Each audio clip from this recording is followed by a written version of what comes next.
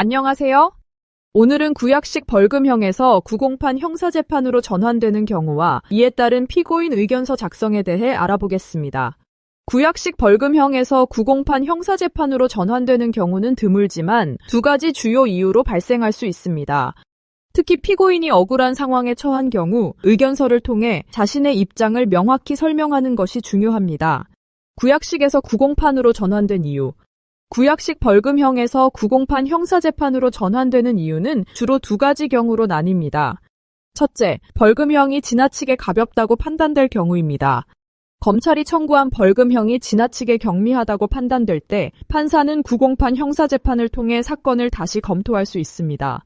둘째, 사건의 사실관계가 불명확하거나 다툼의 여지가 있을 경우입니다.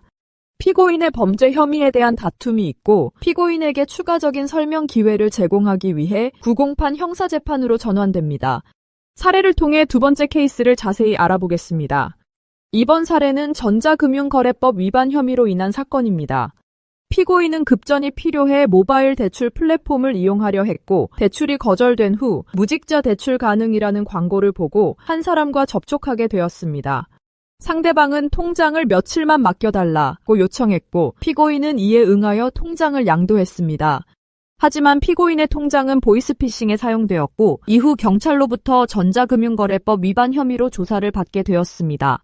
처음에는 구약식 벌금형으로 처리될 뻔했으나 판사는 사건의 사실관계에 다툼의 여지가 있다고 판단하고 구공판으로 전환했습니다.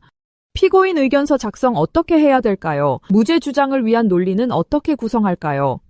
보통 피고인은 재판에서 자신의 입장을 정확히 설명하기 위해 피고인 의견서를 제출해야 합니다.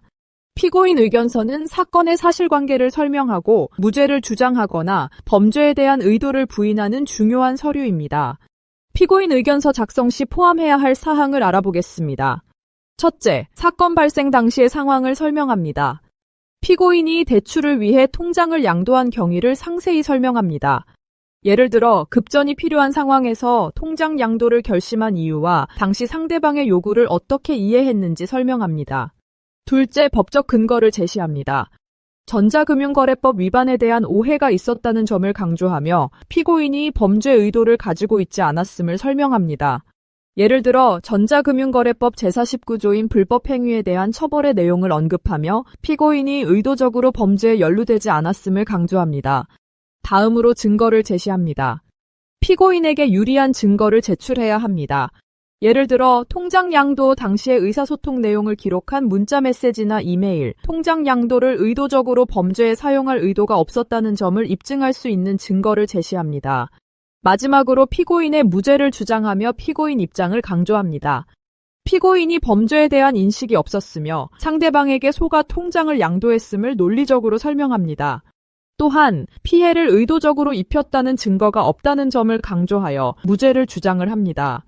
결론입니다. 구약식 벌금형에서 구공판 형사재판으로 전환되었을 때 피고인은 법정에서 자신의 입장을 명확히 소명할 기회를 얻을 수 있습니다. 피고인 의견서를 통해 사건의 사실관계를 정확히 설명하고 무죄를 주장하는 것은 사건의 결과를 유리하게 이끌 수 있는 중요한 방법입니다. 피고인 의견서 작성은 법적 근거와 증거를 충분히 준비해야 하므로 법률 전문가의 도움이 필요할 수 있습니다. 의견서 작성 및 법률 서류 준비에 어려움을 겪고 있다면 전문가의 도움을 받는 것이 좋습니다. 의견서 작성 및 법률 서류 작성이 필요하시다면 영상 고정 댓글에 있는 법무사 사무소를 통해 문의해 주세요. 감사합니다.